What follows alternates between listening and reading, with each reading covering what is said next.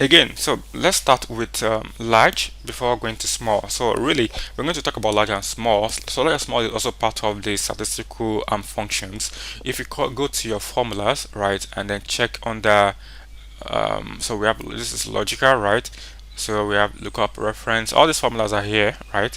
So you can check more formulas, and then this is statistical functions. If you check, you should see large and small. So we have large, we have max, we have large here, then you also see small, right? So let's do with large here. So what large is telling us is the what is the largest number in this array, right? So that is what we are looking for.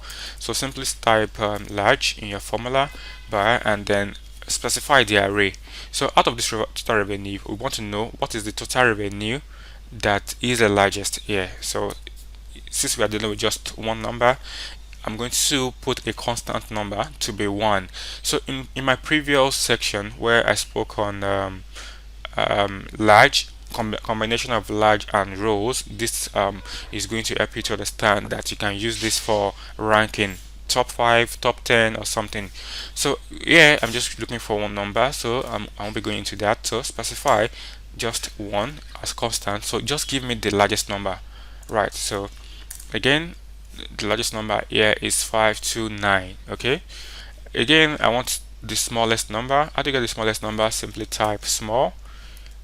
I say just give me the smallest number out of this revenue array. I want to know the smallest number, and then specify just one number, right? So constant have to be 1.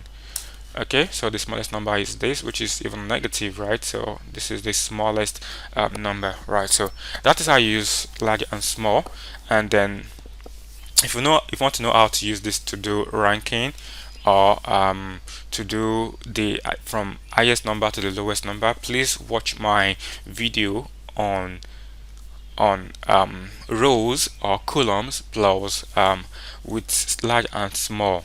Thank you guys. I will see you in the next video.